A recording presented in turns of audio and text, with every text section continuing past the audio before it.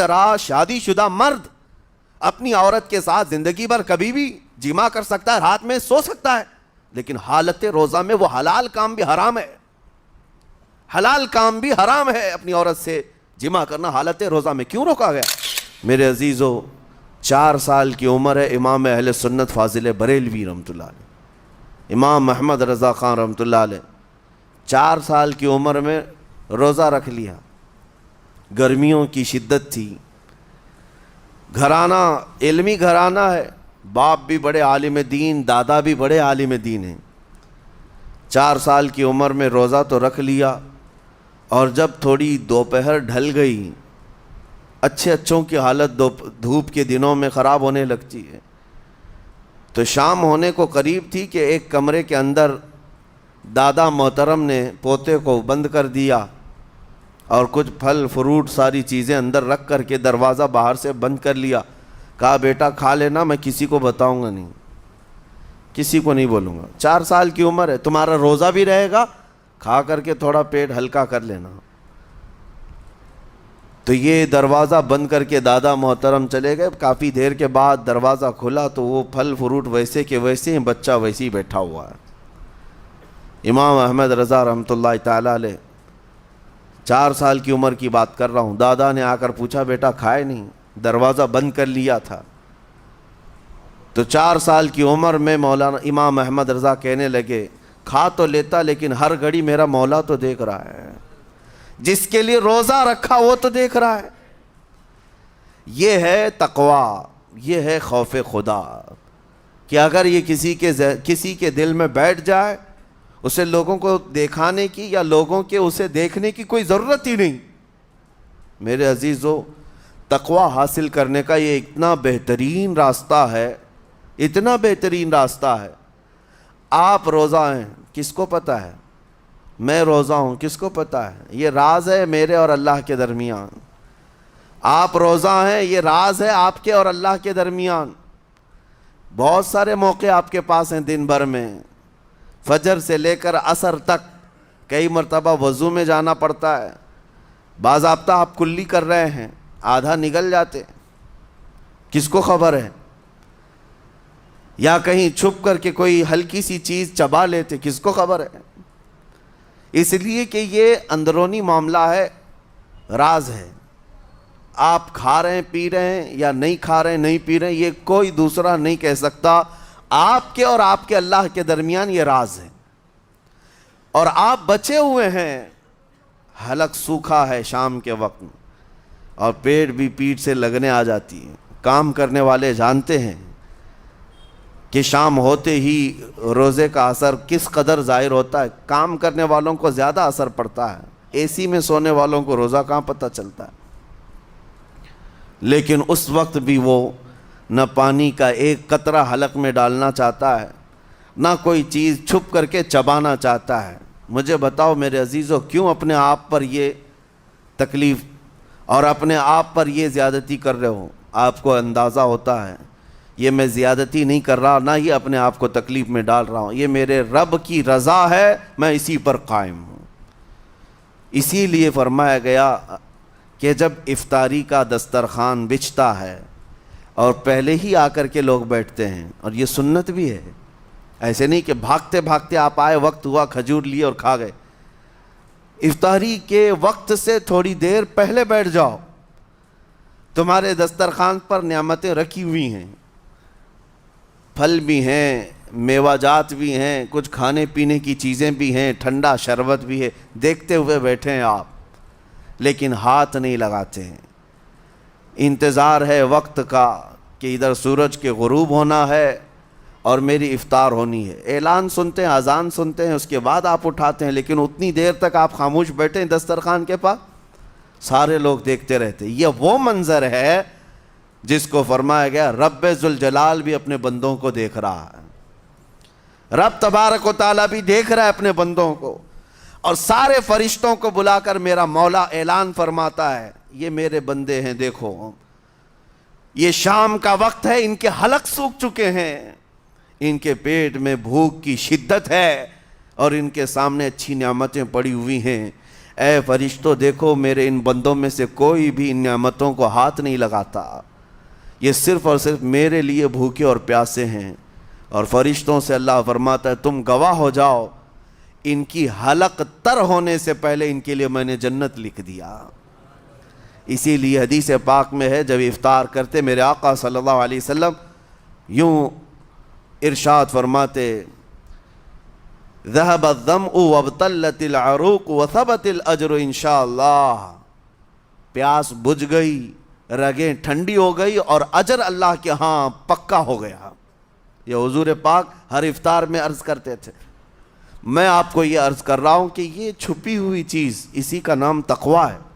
آپ صرف اور صرف بچے ہیں اللہ کے خوف سے۔ اب سنو حدیث پاک، قیامت کے دن حساب و کتاب ہوگا اور جنت میں جانے کا پروانہ کچھ لوگوں کو مل جائے گا اور سب جنت کی طرف جا رہے ہوں گے۔ اس میں بہت سارے لوگ ہیں جو پل صراط پر چل کر کے جنت پہنچیں گے۔ اب جب کافی لوگ جنت کے دروازے پر پہنچیں گے، ایک جماعت ایسی ہوگی جو پورے راستے میں کہیں نظر نہیں آئی، جنت جانے کے راستے میں کہیں نظر نہیں آئی، لیکن جنت کے دروازے پر وہ پہلے سے موجود تھے، چلے تھے نہیں چلے تھے کسی نے دیکھا ہی نہیں۔ دوسرے جنتی ان سے پوچھتے ہیں اس جماعت سے کہ تم یہاں کیسے پہنچے اور یہ انعام کس بات کا ہے تمہارے لیے؟ تو وہ جنتی کہتے ہیں ہمیں روزے داروں کی جماعت میں رکھا گیا، ہمارے روزے اللہ کو پسند آئے، اور آج رب تبارک و تعالیٰ کا حکم ہوا کہ ساری دنیا سے چھپ کر تم میرے لیے روزہ رکھتے تھے، دنیا کو پتہ نہیں تھا تم بھوکے ہو پیاسے ہو، اور اے بندو آج سارے لوگوں کی نظروں سے چھپا کر میں تمہیں جنت پہنچاؤں گا۔ وہ ایک جماعت ایسی ہے جو راستے بھر چلتی ہوئی نظر تو نہیں آئی لیکن جنت میں پہنچ گئی، وہ روزے داروں کی ہے۔ آج یہ تقوی حاصل کرنے کا سب سے بہترین راستہ، اور تقوی کیوں ضروری ہے؟ اب آپ کے روزے سے کچھ حاصل ہوا نہیں ہوا آپ کو دیکھنا بھی ہے، یہ نہیں کہ کیلنڈر کی طرح گنتے جاؤ، 1 ہو گیا، 2 ہو گئے، 3 ہو گئے، ہوتے جائیں گے، یہ دن تو چلتے رہتے ہیں، گنتے گنتے 20 بھی ہو جائیں گے، 25 بھی ہو جائیں گے، 30 بھی ہو جائیں گے۔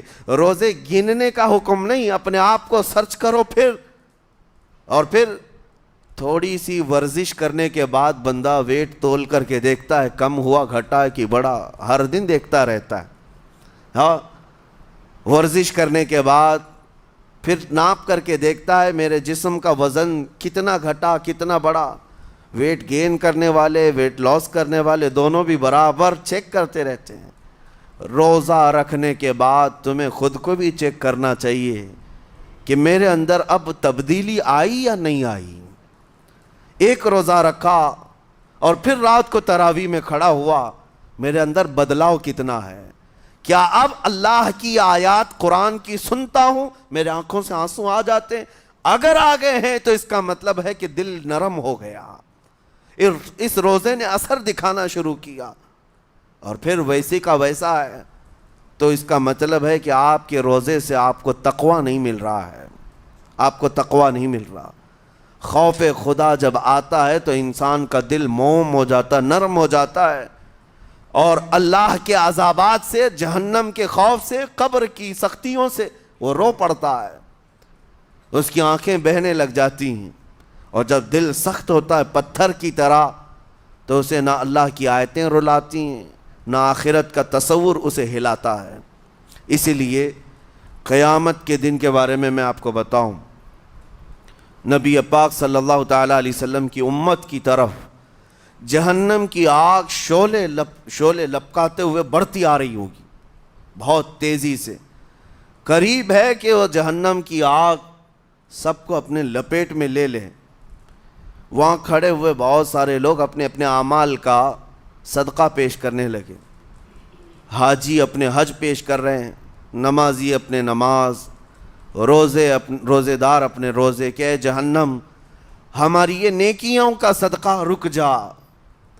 جہنم کی آگ بڑھتی چلی آئی، بڑھ رہی تھی۔ جبرائیل امین علیہ الصلاۃ والتسلیم حاضر ہوتے ہیں بارگاہ مصطفیٰ صلی اللہ علیہ وسلم میں، ایک پانی کا پیالہ انہوں نے پیش کیا اور کہا یا رسول اللہ صلی اللہ علیہ وسلم یہ پانی آپ اس آگ پر چھڑک دیں۔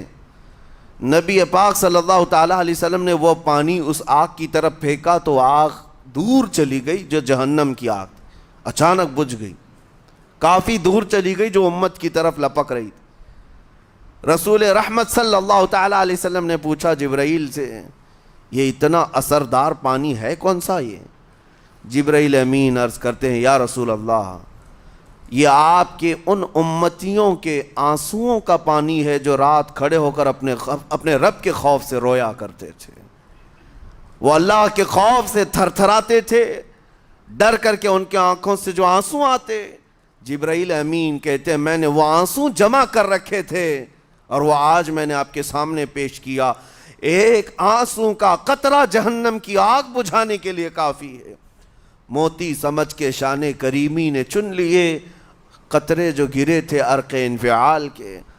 عزیزان گرامی وقار، یہی وہ تقوی ہے، یہی وہ خوف خدا ہے جس کے متعلق اللہ قرآن میں فرماتا ہے لعلکم تتقون، تاکہ تمہیں تقوی مل جائے، اسی لیے روزے رکھے گئے ہیں، روزے فرض کیے گئے ہیں۔ تمہارا دل اگر سخت کا سخت ہی رہ گیا تو روزے اثر نہیں کر رہے ہیں، روزے اثر نہیں کر رہے۔ اور ظاہر سی بات ہے کاموں میں برکت نیت سے ہوتی ہے، کسی بھی عمل میں برکت اچھی نیت سے ہوتی ہے۔ اگر کوئی روزہ اس لیے رکھ رہا ہے، جیسے بہت سارے فائدے گنائے جاتے ہیں نا، روزہ رکھنے سے کینسر نہیں ہوتا، روزہ رکھنے سے جسم کے فاسد مادے ختم ہو جاتے ہیں، نکل جاتے ہیں، ڈاکٹرز بھی مشورہ دیتے ہیں مہینے میں ایک مرتبہ، ہفتے میں ایک مرتبہ باڈی کو فری چھوڑنا چاہیے۔ تو یہ تو جسمانی فائدے تو رکھے گئے ہیں، لیکن اگر تم روزہ اس نیت سے رکھ رہے ہو کہ میری باڈی صحیح ہوتی رہے تو گویا کہ تم تو اپنی دنیاوی غرض سے روزہ رکھ رہے تھے۔ یہ فائدے تو ملنا ہی ملنا ہے، یہ فائدے یوں بھی ملیں گے اللہ تعالیٰ کی طرف سے آپ کو، لیکن نیت وہ نہیں۔ روزہ رکھنے کی نیت یہ ہو کہ میرا رب مجھ سے راضی ہو جائے اور مجھے رب تبارک و تعالیٰ کا خوف اور تقوی حاصل ہو جائے۔ نیت میں